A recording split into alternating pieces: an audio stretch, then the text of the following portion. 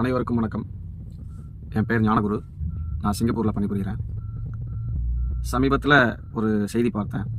சிவகாசியில் ஒரு கிராமத்துக்கு பேருந்து சேவை இல்லைன்னு சொல்லிட்டு ஒரு பெண் பகிர்ந்த வீடியோ மிகவும் வைரலாக பகிரப்பட்டு அந்த விஷயம் அரசின் கவனத்துக்கு எடுத்து செல்லப்பட்டு அந்த விஷயத்தில் அமைச்சர் கீர்த்தனா அவர்கள் மிக விரைவில் செயல்பட்டு அந்த கிராமத்திற்கு இப்போ பேருந்து வசதி ஏற்படுத்தி கொடுத்துருக்காங்க. உண்மையிலே இந்த விஷயம் பாராட்டத்தக்கது, மகிழ்ச்சிக்குரியது. என்னுடைய பாராட்டை நான் தெரிவிச்சுக்கிறேன். இதோட பார்த்தீங்கன்னா, என்னுடைய கிராமம் பெரிய குமட்டி, கடலூர் மாவட்டத்தில் சிதம்பரத்துக்கு அருகாமையில் ஒரு கிராமம். இப்போ பார்த்தீங்கன்னா 1.5 கிலோமீட்டரு நடந்து வந்து பேருந்து ஏறக்கூடிய சூழ்நிலை இருக்குது அப்படின்னு தெரிவித்ததுக்காக பேருந்து வசதி ஏற்படுத்தி கொடுத்துருக்காங்க. நாங்கள் ஏன் அவங்களுக்கு கொடுத்தீங்கன்னு கேட்கல, அதுக்கு மகிழ்ச்சி அடைகிறோம். நாங்கள் காலகாலமாக 1.5 கிலோமீட்டர் 2 கிலோமீட்டர் நடந்து வந்து தான் பேருந்து ஏறிக்கிட்டு இருக்கோம். நாங்கள் மட்டும் இல்லை, தமிழ்நாட்டில் பல கிராமங்களில் கிட்டத்தட்ட 2 கிலோமீட்டர் 3 கிலோமீட்டர் நடந்து வந்து இன்னமும் பேருந்து ஏறக்கூடிய சூழ்நிலை இருந்துக்கிட்டு தான் இருக்குது. அது இல்லை இப்போ பிரச்சனை.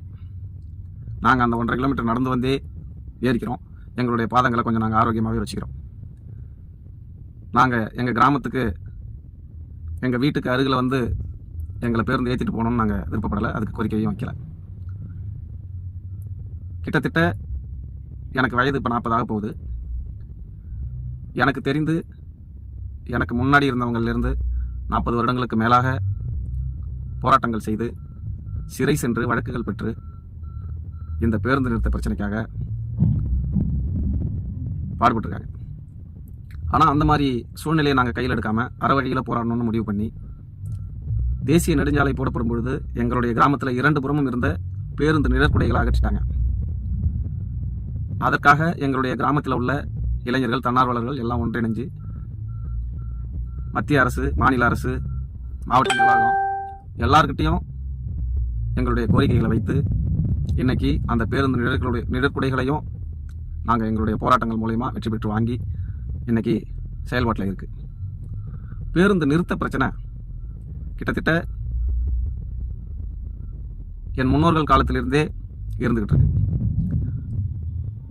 பாதை இருக்குது, பேருந்து நிழற்குடை இருக்குது, பேருந்து இருக்குது, ஆனால் பேருந்து நிறுத்தமும் இருக்குது. ஆனால் பேருந்து நிறுத்தி செல்றதுல, பயணிகளை ஏற்றி செல்றதுல மட்டும் என்ன பிரச்சனை, இந்த ஓட்டுநர்களுக்கும் நடத்துனர்களுக்கும் என்ன கேடு, மாவட்ட நிர்வாகம் என்னைக்கு தான் அதை வந்து கண்காணித்து சரி செய்யும்?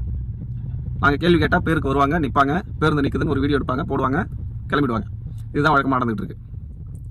போகிற பேருந்தை நிப்பாட்டி ஏற்றிட்டு போகிறதுக்கே நாங்கள் எவ்வளோ கஷ்டப்பட்டு இருக்கோம். இது எங்களுடைய தலைவிதி மட்டும் இல்லை, தமிழ்நாட்டில் ஏகப்பட்ட கிராமங்களில் இதே சூழ்நிலை தான் இன்னமும் இருந்துகிட்டு இருக்கு. இந்த நிலை என்னைக்கு மாறும்? இந்த நிலை மாறக்கூடிய நிலையை மீடியா வந்து கையில் எடுக்குமான்னு எனக்கு தெரியல. ஏன்னா எனது கிராமத்தில் இதுக்கு முன்னாடி நிறைய போராட்டங்கள், அது சம்மந்தப்பட்ட வீடியோக்கள் எல்லாமே நாங்களும் பகிர்ந்துக்கிட்டு தான் இருக்கோம். ஆனால் அது சம்மந்தமான ஒரு முயற்சியும் அரசு எடுத்ததாகவோ தீர்வு கிடைத்ததாகவோ இது வரைக்கும் இல்லை. இதற்கு மேலாவது இந்த விஷயத்தில் தமிழக அரசு தலையிட வேண்டும். மாவட்ட நிர்வாகம், வட்ட நிர்வாகம் எல்லாம் காலகாலத்திற்கு உறங்கிக் கொண்டுதான் இருக்கிறது. இந்த நிலை தொடர்ந்தால் புதிதாக பொறுப்பேற்றிருக்கின்ற தமிழக வெற்றி கழகத்தின் உங்களுடைய ஆட்சிக்கு தான் மிகுந்த கெட்ட பெயரை கொடுக்கும். மாற்றம் வேண்டும் என்று மக்கள் விருப்பப்பட்டு உங்களுக்கு வாக்களித்திருக்கிறார்கள். அதை சரி செய்யும் விதமாக உங்களுடைய நடவடிக்கையை நாங்கள் எதிர்பார்க்கிறோம். மக்களாகிய எங்களுக்கு உங்களுடைய செயற்பாடுகள் மாற்றத்தை கொடுக்கும் அளவிற்கு இருக்க வேண்டும் என்றுதான் எங்களுடைய எதிர்பார்ப்பு. இந்த சிறு விஷயத்தில் உங்களுடைய மாற்றத்தை நாங்கள் முதற்கண் எங்கள் கிராமத்தில் எதிர்நோக்குகிறோம். நன்றி, வணக்கம்.